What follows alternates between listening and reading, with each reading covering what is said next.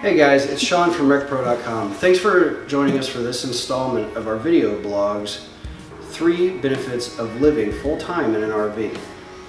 Now, living in an RV might seem crazy to some people, but there are other people like RV lifestyles that love doing it. And here's some of the benefits that can come from living in an RV. 1, it's more affordable. Yeah, you're driving around your house, yeah, you have repair and maintenance, but it's way cheaper than owning a house and the maintenance and upkeep and property taxes that you have to deal with in a home.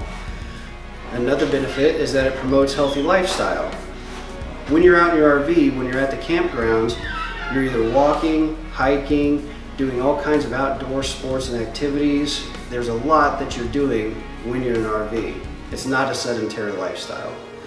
And lastly, you develop great relationships. Now that can be with the people that you're traveling with. It can also be with the people that you meet while you're out on the road.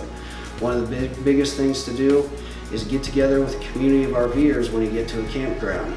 It's living the RV lifestyle, and it's good for you. Thanks for joining us for this installment of our video blogs. Keep checking in every week for more new videos and subscribe below.